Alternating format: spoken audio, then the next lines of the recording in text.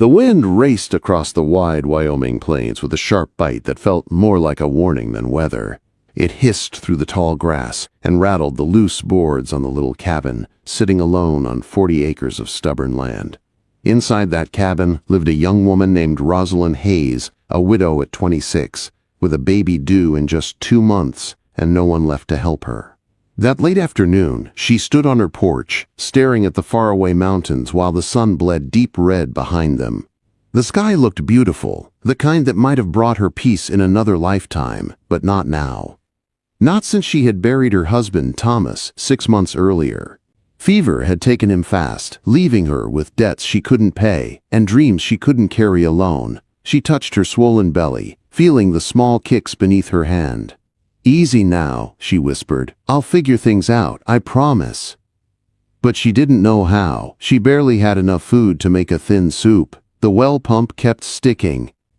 The garden was dying. The bank in Laramie wanted $37.50 in 2 weeks. That might as well have been 1,000. The wind howled louder, shaking the window frame, and she stepped inside. The single room was dim, lit only by a weak kerosene lamp that cast long shadows across the patched walls. Her soup simmered on the stove, thin and watery, with scraps of vegetables she had saved from the garden. On the table sat her open ledger, filled with numbers that felt like stones in her stomach. She ate because her baby needed her to, not because the food had any taste left. When she finished, she read a few lines from her grandmother's old Bible, hoping for comfort. But even scripture felt heavy tonight. The loneliness pressed against her ribs. Outside, distant wolves howled, a reminder that she lived 20 miles from the nearest town, with only one neighbor 8 miles away.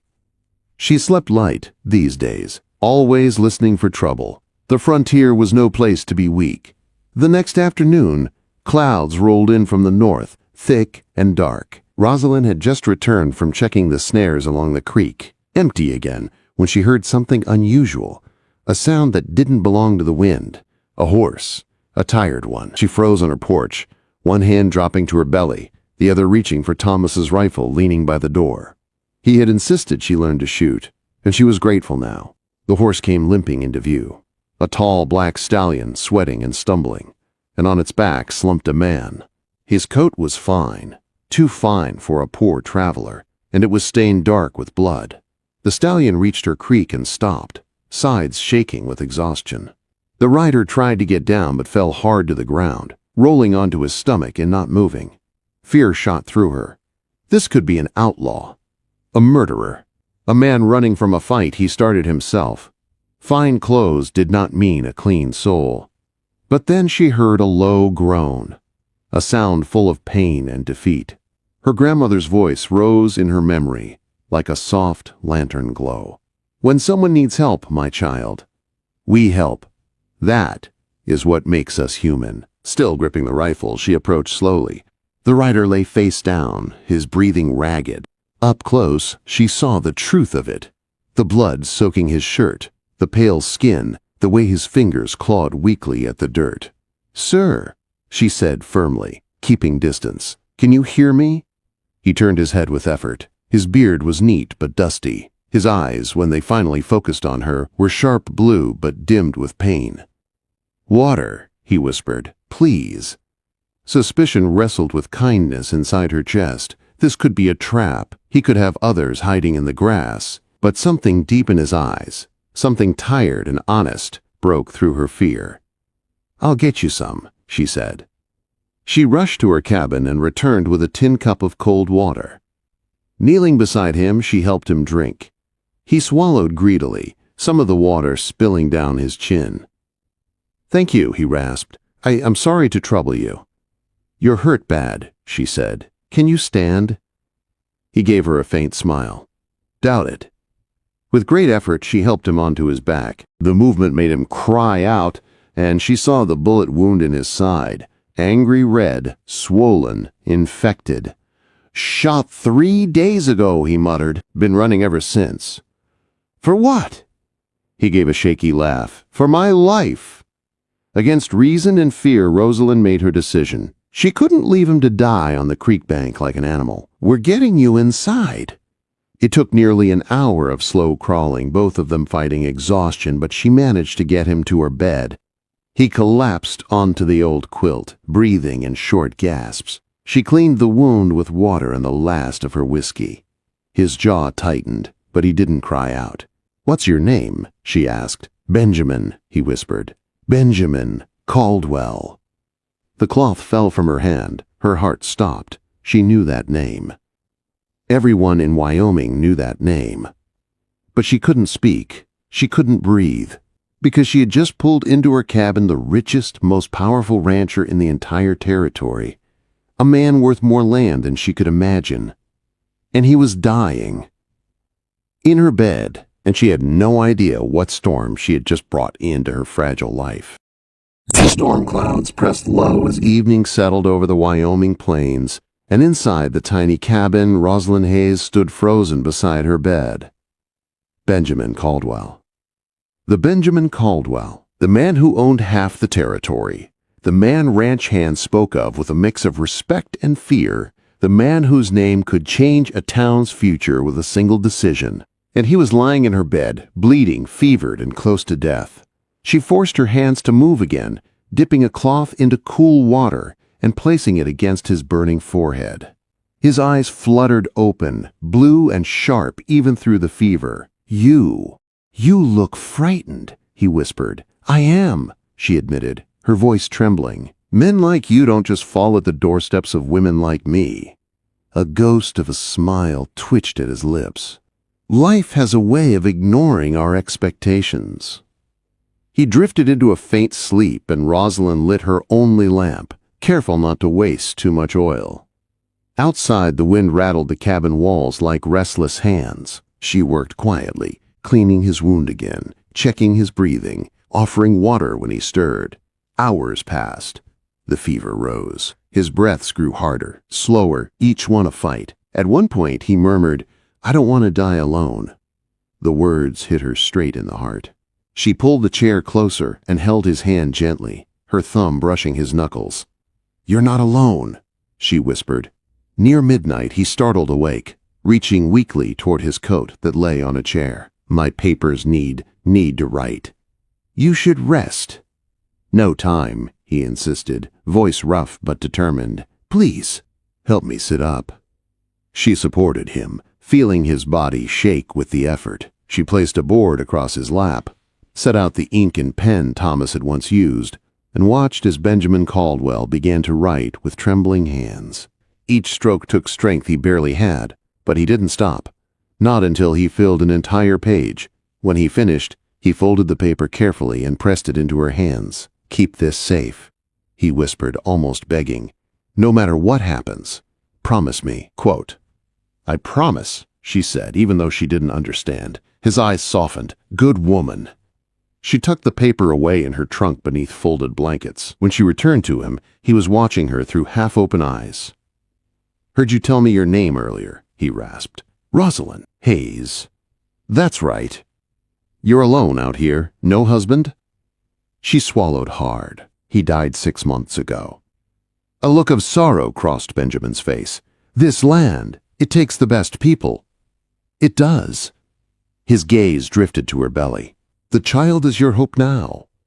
"And my fear," she admitted quietly. He nodded as if he understood exactly what that meant. Hours passed with him drifting in and out of sleep. When he woke near dawn, he was worse.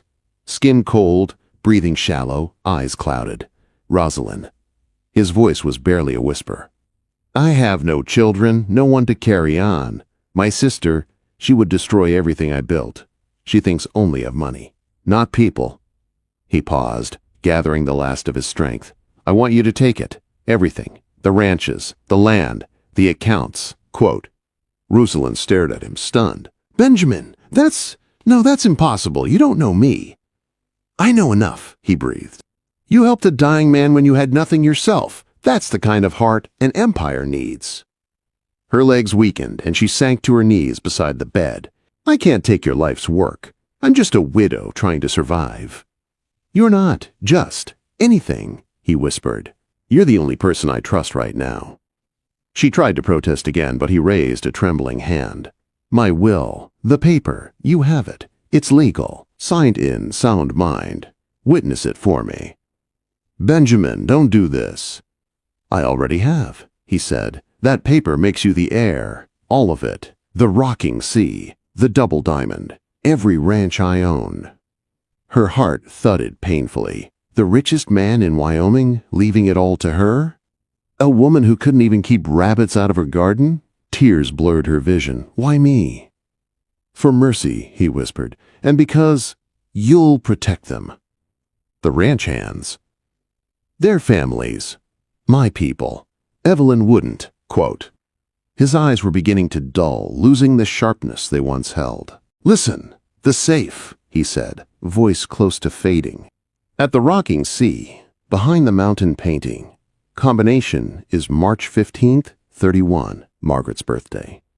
Benjamin, please rest. You must remember," he insisted, "there's gold, money, enough to keep you safe until the courts settle things." A sudden rattle caught in his chest. His fingers clutched hers weakly. "One more thing," he whispered. "My sister will come. She will fight you, hurt you if she can. Don't let her win." Rosalyn leaned over him, tears falling freely now. "Benjamin." His eyes softened, and for a moment he seemed to see something far away. "Margaret," he breathed, "I see you." Then, with one final exhale, Benjamin Caldwell, the man who owned nearly every ranch in Wyoming, went still. The lamp flickered, the wind quieted. And Rosalyn Hayes sat alone beside the bed, holding the hand of the most powerful man she had ever met, who had just made her heir to an empire she never wanted. The early morning light crept into the cabin, soft and pale, as Rosalyn Hayes sat beside the still body of Benjamin Caldwell. The quiet inside the small room felt heavier than any storm she had weathered on the Wyoming plains. She held his lifeless hand for a long time, unable to move, unable to believe what had just happened. A poor widow one day, heir to a vast empire the next. It felt unreal, frightening, and impossible. But reality came crashing back quickly. She had promised him she would keep his papers safe. She had promised she would try. And now she would have to keep those promises. She cleaned him gently and covered him with her best quilt. Then she saddled his black stallion and rode into Laramie to report his death. The ride felt strange, his fine horse beneath her, her body heavy with child, and the fear in her heart growing stronger with every mile. When she reached town, everything changed faster than she could have imagined. The sheriff listened, stunned. Word spread. A telegram went out to the Rocking Sea Ranch. And within hours, the funeral was arranged. Cowboys from Caldwell's lands rode in, their hats low with grief.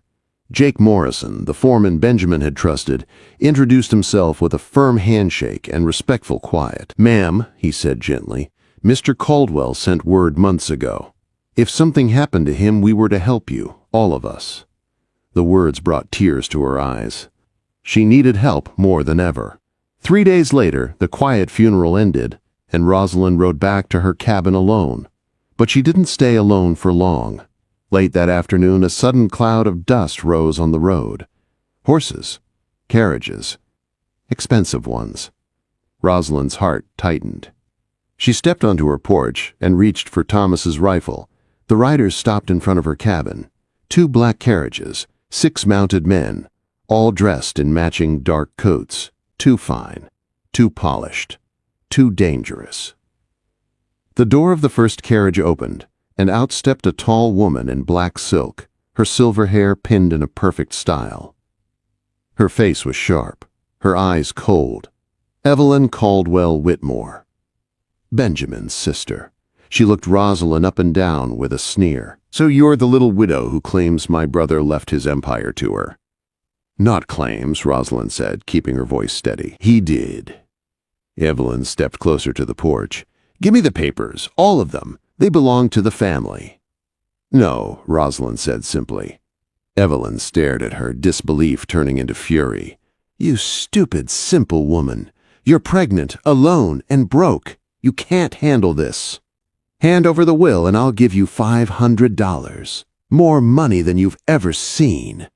Rosalyn felt the baby kick inside her. She felt the fear tighten her chest. But she also felt something else. Benjamin's trust. "No," she said again. Richard, Evelyn's spoiled son, pushed forward angrily. "Do you even know who you're talking to? My grandfather built this empire." "And your uncle didn't trust either of you with it," Rosalyn replied. Evelyn's face twisted. "I will destroy you. I will make sure the bank evicts you today. I will freeze every penny. You will give birth in the dirt." Rosalyn didn't flinch. "I'll see you in court." And so began the war. The threats came first. That same night, her chicken coop burned to the ground. The next morning, her well rope was cut. Someone even salted her garden, killing what little she had grown. She sent a telegram to the federal marshals in Cheyenne. "Urgent. Stop. Threats. Stop. Harassment. Stop. Need protection. Stop." She feared retaliation for that telegram. And she was right. A group of armed men arrived at dusk. The leader, a scarred man named Garrett, delivered Evelyn's message with a cold smile. "Take the money, widow, or things will get worse." Rosalyn gripped her rifle. "Get off my land." They left, laughing. But she didn't sleep that night. She sat with the rifle across her lap, praying dawn would come. The courtroom war. Days later, the courthouse in Laramie filled to the walls. People whispered. Some pitied her. Some expected her to fail. Peyton, Evelyn's lawyer, painted her as a desperate liar. He waved papers and shouted about forgery and delirium. It felt like being punched again and again. But when her turn came, she stood tall. "I have only the truth," she said. And then, something she could never have hoped for happened. Two traveling traders, Josiah Mills and Miguel Santos, stepped into the courtroom. They had seen everything the morning she brought Benjamin inside. "We saw him write the will," Josiah said firmly. "He was clear-headed, knew exactly what he was doing." Peyton tried to shout them down, but then the judge asked the traders to swear under oath. They did. Their testimony was strong, honest, and unshakable. And then, another miracle. The judge read Benjamin's diary, a final entry naming Evelyn as someone he didn't trust. Evelyn shouted. Peyton sputtered. The courtroom erupted. Judge Thornton slammed his gavel. "The will stands." Cheers filled the room. Cowboy hats rose in the air. Even strangers cried. Evelyn glared at Rosalyn, her voice low and venomous. "You may have won today, but you will regret taking what is ours." But two federal marshals stepped into the room, Tom Briggs and his partner, and stood beside Rosalyn. "Ma'am," Briggs said, touching his badge, "we're here to make sure nobody touches you again." Quote, For the first time since she found Benjamin by the creek, Rosalyn felt safe. A new life begins. The bank clerk who once threatened eviction now stumbled over himself to offer her tea. She paid off her mortgage in one visit. Jake Morrison from the Rocking Sea helped her onto a ranch wagon and rode her home with two marshals escorting them. Word spread across Wyoming. The widow had won. Justice had spoken. But when Rosalyn returned to her cabin that night, she did not feel like a queen. She felt tired, overwhelmed, and humbled. She stepped inside the quiet room where she once cried over empty soup and unpaid bills. Now it was the place where her life had changed forever. She rested a hand over her belly and sighed. "Little one," she whispered, "we made it." And as the wind howled across the plains, not with cruelty now, but like a wild song, Rosalyn let herself believe that maybe, just maybe, she and her baby had a future brighter than anything she ever imagined. And somewhere out there, under the vast Wyoming sky, the legacy of Benjamin Caldwell lived on, carried not by blood, but by the kindness of a woman who gave a dying stranger one simple cup of water.